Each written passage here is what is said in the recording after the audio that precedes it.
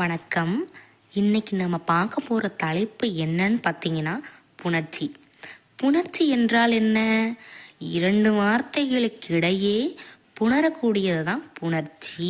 அதாவது அது ரெண்டு வார்த்தையும் சேரும்போது ஒரு வார்த்தை நம்மளுக்கு கிடைக்கிது பார்த்தீங்களா, அதுதான் புணர்ச்சி அப்படின்னு சொல்கிறாங்க. அது இலக்கண வாரியாக அதை எப்படி சொல்லலாம் அப்படின்னு பார்த்தீங்கன்னா, நிலைமொழியோட ஈரும், அதாவது நிலைமொழியோட இறுதி எழுத்து, வருமொழி முதலும், அதாவது வரக்கூடிய வார்த்தையில் உள்ள முதல் எழுத்து, அது ரெண்டும் இணைவது தான் புணர்ச்சி அப்படின்னு சொல்கிறாங்க. அதாவது நிலைமொழி இறுதி எழுத்துனா என்ன?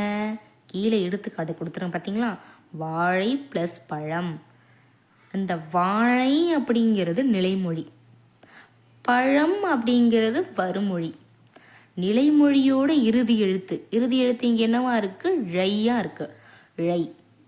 அதுவே பக்கத்தில் இருக்கிற எழுத்து வருமொழி பா, முதல்ல என்ன இருக்கு? பா. இப்போ இந்த வாழை ப்ளஸ் பழம் ரெண்டும் சேரும்போது நம்மளுக்கு என்னவா கிடைக்குது? வாழைப்பழம். அதுதான் இங்கே சொல்ல வராங்க. நிலைமொழியோட இறுதி எழுத்தும் வருமொழியோட முதல் எழுத்தும் இணையிறது பார்த்தீங்களா, ரெண்டும் சேர்ற இடம் இருக்குது பார்த்தீங்களா, அதுதான் புணர்ச்சின்னு சொல்கிறாங்க. இந்த புணர்ச்சியிலே பார்த்தீங்கன்னா பல வகைகள் இருக்குது. அந்த பல வகைகளில் உயிரீற்று புணர்ச்சி, மெய்யீற்று புணர்ச்சி, இயல்பு புணர்ச்சி, விகார புணர்ச்சி இப்படின்னு பல வகைகளாக அமைஞ்சிருக்கு. அதில் உயிரீற்று புணர்ச்சி, மெய்யீற்று புணர்ச்சி அப்படிங்கிறத நம்ம இந்த பாடத்தில் பார்க்கலாம். உயிரீற்று புணர்ச்சினா என்ன? உயிரீற்று புணர்ச்சி அப்படின்னா, புணர்ச்சினா நம்ம என்னன்னு பார்த்தோம்? நிலைமொழியோட இறுதி எழுத்தும் வருமொழியோட முதல் எழுத்தும் ரெண்டு சேரதான் புணர்ச்சி அப்படின்னு பார்த்தோம். அதில் உயிரீற்று புணர்ச்சினா என்ன அப்படின்னா, நிலைமொழியோட இறுதி எழுத்து இருக்கு பார்த்தீங்களா, அது என்னவா அமையணும்? உயிராக அமைஞ்சிருக்கணும். என்னவா அமைஞ்சிருக்கணும்? உயிராக அமைந்திருக்கணும். நம்ம உயிரற்று புணர்ச்சின்னு பார்த்த உடனே நம்ம தெரிஞ்சிடலாம். உயிரற்று புணர்ச்சியா? அப்போது நிலைமொழி என்னவா இருக்கும்? உயிராக மட்டும்தான் அமைஞ்சிருக்கும். மெய்யற்று புணர்ச்சினா என்னவா இருக்கும்? கண்டிப்பாக நிலைமொழியோட இறுதி எழுத்து மெய்யாக தான் அமைஞ்சிருக்கும். நம்ம எளிமையாகவே தெரிஞ்சுக்கலாம். இப்போ உயிரற்று புணர்ச்சியில் நம்ம நிலைமொழியை பார்க்குறோம், கண்டிப்பாக அது உயிராக தான் அமைஞ்சிருக்கும், வேற எதுவும் அமையாது அப்படின்னு நம்ம தெரிஞ்சுக்கிட்டோம். அதுவே வருமொழி இருக்குது பார்த்தீங்களா, அது உயிர் முன் உயிர், அதாவது வரக்கூடிய வார்த்தை உயிராகவும் இருக்கலாம், மெய்யாகவும் இருக்கலாம். ரெண்டு வார்த்தைகளாகவே வருமொழி அமைந்திருக்கலாம். ஆனால் நிலைமொழி என்னவா இருக்கணும்? உயிராக மட்டும்தான் இருக்க வேண்டும். அதே மாதிரியே மெய்யீற்று புணர்ச்சி. மெய்யீற்று புணர்ச்சினா என்ன? அப்போது உயிரீற்று புணர்ச்சியில் நிலைமொழி நமக்கு உயிராக வரணும்னு நம்ம தெரிஞ்சுக்கிட்டோம். அதே மாதிரியே நிலைமொழியோட இறுதி எழுத்து நம்மளுக்கு என்னவா அமையணும்? மெய்யா மட்டும்தான் அமையணும். அதுலேயே நீங்கள் தெரிஞ்சுக்கலாம். ஆனால் அதே மாதிரியே நம்ம உயிரீற்று புணர்ச்சியில் நிலைமொழி மட்டும் நம்ம உயிராக பார்த்தோம், வருமொழியில் என்னவா வேணால் அமைந்திருக்கலான்னு பார்த்தோம். அதே மாதிரி தான் மெய்யீற்று புணர்ச்சியிலையும் நிலைமொழி நம்மளுக்கு மெய்யாக மட்டும்தான் இருக்கணும், ஆனால் வருமொழியில் உயிராகவும் இருக்கலாம், மெய்யாகவும் இருக்கலாம். இந்த ரெண்டு வகையிலாகவே அமைந்திருக்கலாம். ஆனால் நிலைமொழியில் எப்பவும் உயிரீற்று புணர்ச்சினா உயிராக மட்டும்தான் இருக்கணும், மெய்யீற்று புணர்ச்சினா மெய் மட்டும்தான் இருக்கணும். சரி, அடுத்து உயிரீற்று புணர்ச்சி. உயிரீற்று புணர்ச்சினா என்னன்னு சொன்னேன்? நிலைமொழியோட இறுதி எழுத்து உயிரெழுத்தாக அமைந்து புணரணும் முன்னதாகவே நான் சொல்லிட்டேன். அதே தான் இங்கேயும் சொல்கிறேன். நிலைமொழி நல்லா ஞாபகம் வச்சுக்கோங்க. நிலைமொழியோட இறுதி எழுத்து நமக்கு உயிராக மட்டும்தான் அமையணும். உயிரீற்று புணர்ச்சியை பார்த்த உடனே உங்களுக்கு தெரிஞ்சிடணும், உயிரீற்றுனாலே உயிர் அப்படிங்கிறது நிலைமொழியில் கண்டிப்பாக இறுதியில் நமக்கு உயிர் தான் வரணும் அப்படின்னு நீங்கள் கண்டிப்பாக தெரிஞ்சுக்கணும். அடுத்து நான் சொன்ன மாதிரியே தான் உயிர் முன் உயிர், உயிர் முன் மெய். நிலைமொழி இறுதியில் நமக்கு கண்டிப்பாக உயிராகத்தான் இருக்க வேண்டும். ஆனால் வருமொழியில் உயிராகவும் இருக்கலாம், மெய்யாகவும் இருக்கலாம். சரி, அடுத்து இதுக்கு சில எடுத்துக்காட்டுகளை நம்ம பார்க்கலாம். இப்போ உயிரீற்று புணர்ச்சினா நம்ம என்ன பார்த்தோம்? நம்ம உயிரீற்று புணர்ச்சியில் நிலைமொழியாக என்னவா இருக்கணும்? உயிராக மட்டும்தான் அமைஞ்சிருக்கணும். சிலை ப்ளஸ் அழகு. இப்போ இதில் நமக்கு நிலைமொழி எது? சிலை. வருமொழி எது? அழகு. சிலை அப்படிங்கிறதுல நம்ம எப்படி லை அப்படிங்கிற வார்த்தை நம்ம முதல்ல பிரித்து பார்க்கணும். அது பிரித்தா என்னவா இருக்கும்? இல் ப்ளஸ் ஐ. லையை பிரித்தா என்னவா இருக்கும்? இல் ப்ளஸ் ஐ. அப்போது ஐ அப்படிங்கிற வார்த்தை என்ன? உயிரெழுத்து. நமக்கு உயிரீற்று புணர்ச்சியில் நிலைமொழி என்னவா இருக்கணும்னு சொன்னேன்? உயிரெழுத்தாக மட்டும்தான் இருக்கணும்னு சொன்னேன். புரிஞ்சுதுங்களா? அப்போது நமக்கு ஐ அப்படிங்கிற வார்த்தை இருக்குது. இதை பிரித்தா, லைங்கிற வார்த்தையை பிரித்தா நமக்கு இல் ப்ளஸ் ஐ, அதாவது ஐ அப்படிங்கிறது உயிரெழுத்தாக இருக்குது. வருமொழி நம்மளுக்கு என்னவா இருக்குது? அழகு. அங்கேயும் உயிரெழுத்தாக அமைஞ்சிருக்கு. அப்போது ரெண்டும் சேர்ந்து புணரும்போது நமக்கு என்ன கிடைக்கிறது? சிலை அழகு அப்படின்னு நமக்கு புணர்கின்றது. அடுத்து பார்த்துங்க, அடுத்த எடுத்துக்காட்டு பார்த்தீங்க அப்படின்னா நமக்கு நிலைமொழி என்னவா இருக்குது? மணி. வருமொழி என்னவா இருக்குது? அடி. இப்போது நீங்கிற வார்த்தை தான் நிலைமொழியோட இறுதி எழுத்து. அந்த நீங்கிற வார்த்தை எப்படி பிரிக்கலாம்? இன் ப்ளஸ் இ. அப்போ நமக்கு இறுதி எழுத்து என்னவா இருக்குது? இ. அப்போது வருமொழியும் நமக்கு என்னவா இருக்குது? உயிரெழுத்து. ஆ அப்படிங்கிறது நமக்கு என்ன? உயிரெழுத்து. அப்போது உயிர் முன் உயிர், அதாவது உயிர் ஈற்று புணர்ச்சியில் நிலைமொழியும் நம்மளுக்கு உயிராக அமைஞ்சிருக்கு, வருமொழியும் உயிராக அமைஞ்சிருக்கு.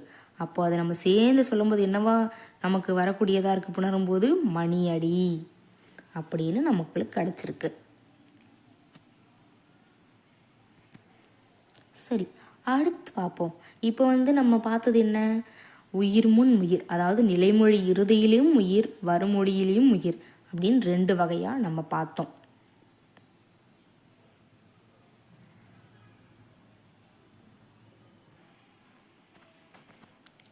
இது வரைக்கும் உயிர் முன் உயிர், அதாவது வரக்கூடிய எழுத்தும் உயிர், வரக்கூடிய எழுத்தும் உயிராக நம்ம பார்த்தோம்.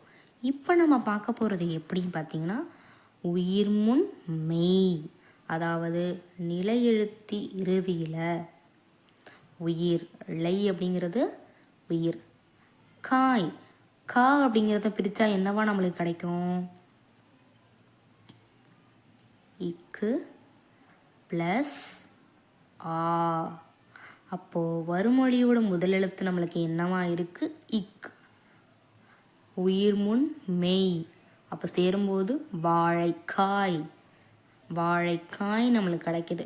அப்போது உயிர் முன் உயிர், அதாவது உயிர் முன் உயிரா பனையோலை, அதாவது பனை ப்ளஸ் ஓலை பனையோலை. நிலைமொழி இறுதியில் நமக்கு உயிராகவும் வரக்கூடியதுலேயும் உயிராகவும் ஓ அமைந்திருக்கு. அது சேர்க்கும்போது பனையோலை அப்படின்னு வரும். அதே மாதிரி உயிர் முன் மெய், அதாவது வாழை ப்ளஸ் காய். ழை அப்படிங்கிறது என்னவா இருக்குது? நம்மளுக்கு உயிரெழுத்தாகவும், காவை நம்ம பிரிக்கும்போது இக் அப்படின்னு நமக்கு அமையும். அதே வாழைக்காய் அப்படின்னு சொல்லக்கூடியதாக அமைந்திருக்கும். அப்போ ரெண்டு வகைகளாகவும் நமக்கு அமையலாம் அப்படிங்கிறத நீங்கள் தெரிஞ்சிருப்பீங்க. அடுத்ததாக நம்ம இது வரைக்கும் பார்த்தது உயிரீற்று புணர்ச்சி. இப்போ நம்ம பார்க்க போகிறது என்னன்னு பார்த்தீங்கன்னா, மெய்யீற்று புணர்ச்சி. உயிரீற்று புணர்ச்சியில் இறுதி எழுத்து என்னவா இருக்கணும்னு சொன்னேன்? உயிரெழுத்தாக இருக்கணும்னு சொன்னேன். அப்போ மெய்யீற்று புணர்ச்சினா மெய். மெய் அப்படிங்கிற வார்த்தையை பார்த்தோன்னே உங்களுக்கு தெரிஞ்சிடணும், நிலைமொழியோட இறுதி எழுத்து நமக்கு மெய்யாக அமையணும் அப்படின்னு. இப்போ எப்படி நம்ம உயிரீற்று புணர்ச்சியில் ரெண்டு வகைகளாக பார்த்தோம், அப்படி அதே மாதிரி தான் மெய்முன் உயிர், மெய்முன் மெய். அதாவது நிலைமொழி நமக்கு எப்பவுமே மெய்யாக அமைய வேண்டும். வருமொழி உயிராகவும் இருக்கலாம், மெய்யாகவும் இருக்கலாம், தப்பு கிடையாது. அடுத்ததாக இதுக்கு சில எடுத்துக்காட்டுகள் நம்ம பார்க்கலாம். இப்போது மெய்யீற்று புணர்ச்சியில் இறுதி எழுத்து, அதாவது நிலைமொழி என்னவா இருக்கணும், மெய்யாக இருக்கணும். இப்போ இங்கே நிலைமொழி என்ன, மண். வருமொழி என்ன, அடுப்பு. நிலைமொழி நம்மளுக்கு இறுதி எழுத்து என்னவா இருக்கணும், இன். இன் அப்படிங்கிறது என்ன, நமக்கு மெய். புரிஞ்சுதுங்களா, மெய். அப்போ இன் அப்படிங்கிற வார்த்தை என்ன, மெய் எழுத்து. வருமொழி ஆ, அது என்னவா இருக்கு, அமைஞ்சிருக்கு, உயிராக அமைஞ்சிருக்கு. அதாவது மெய்முன் உயிர். ரெண்டு சேரும்போது என்னவா கிடைக்கும், மண்ணடுப்பு. நிலைமொழி இறுதியில் மெய்யெழுத்தாகவும் வருமொழி முதல்ல உயிரெழுத்தாகவும் அமைந்து பெறக்கூடியவை தான் நமக்கு மெய்யீற்று புணர்ச்சி அப்படின்னு சொல்கிறாங்க. அடுத்து பாருங்க, கடல் அப்படிங்கிறது நிலைமொழி, வருமொழி கரை. இப்போ நம்மளுக்கு நிலைமொழியில் என்ன இருக்கணும், மெய் இருக்கணும். இருக்குங்களா, பார்த்தீங்களா, இல். இல் அப்படிங்கிறது என்ன, மெய் எழுத்து. கா அப்படிங்கிறது என்ன, அதை நம்ம பிரித்து பார்ப்போமா. அப்போது காங்கிறத பிரித்தா இக்கு ப்ளஸ் ஆ. அப்போ வந்துச்சு பார்த்தீங்களா, நிலைமொழியோட இறுதியில் இல் அப்படிங்கிறது மெய் எழுத்து. அதே மாதிரி வருமொழியோட முதல் எழுத்துக்கு என்னவா அமைந்திருக்கு, இக்கு. காவை பிரித்தா எப்படி பிரிக்கலாம், இக்கு ப்ளஸ் ஆ அப்படின்னு நம்ம பிரிக்கணும், அப்போ தான் தெரியும். அப்போ இக்கு. வரக்கூடிய நிலைமொழியான இறுதி எழுத்தும் நமக்கு மெய்யெழுத்து, வரக்கூடிய எழுத்தும் மெய்யெழுத்து. அதாவது மெய்முன் மெய் அப்படின்னு அமைஞ்சிருக்கும். இவற்றையும் நாம் மெய்யீற்று புணர்ச்சி என்று கூறலாம். அடுத்து பாருங்க, அதுலேயே இன்னும் நம்ம சில எடுத்துக்காட்டுகளை பார்க்கலாம். கள், அணை. நிலையெழுத்து என்ன, கள். வருமொழி என்ன, அணை. இல் அப்படிங்கிறது நிலைமொழியான இறுதி எழுத்து மெய், இல்லுங்கிறது மெய் எழுத்து, ஆங்கிறது உயிரெழுத்து. அப்போ இது ரெண்டும் சேரும்போது, சேர்ந்து புணரும்போது என்னவா நம்மளுக்கு கிடைக்குது, கல்லணை. அதாவது மெய்முன் உயிர் அப்படின்னு நமக்கு கிடைக்கிது. அடுத்து பாருங்க, மரம் அப்படிங்கிறது நிலைமொழி, வருமொழிங்கிறது கிளை. அப்போது இம் அப்படிங்கிற வார்த்தை நமக்கு மெய். அதே மாதிரி கீ அப்படிங்கிற வார்த்தையை நம்ம பிரித்தோம் அப்படின்னா இக்கு ப்ளஸ் இ, இக்கு ப்ளஸ் இ. அப்போ இக்குங்கிறது மெய், மெய்முன் மெய். ரெண்டுத்தையும் நம்ம கூட்டினா என்ன கிடைக்கும், மரக்கிளை. ரெண்டுதும் புணரும்போது நம்மளுக்கு என்ன கிடைக்கிது, மரக்கிளை. அப்போது பார்த்தீங்கன்னா மெய்யீற்று புணர்ச்சி அப்படின்னா நிலைமொழியோட இறுதியில் மெய்யெழுத்தாக அமையணும். அதே மாதிரி உயிரீற்று புணர்ச்சி அப்படின்னா நமக்கு உயிரெழுத்தாக இறுதி எழுத்து, நிலைமொழியோட இறுதி எழுத்து உயிராக நமக்கு அமையணும். புணர்ச்சியோட 2 வகைகள் நம்ம இதெல்லாம் பார்த்துருக்கோம். அடுத்து வரக்கூடிய இயல்பு புணர்ச்சியையும் விகார புணர்ச்சியும் அடுத்த வீடியோவில் பார்க்கலாம். நன்றி.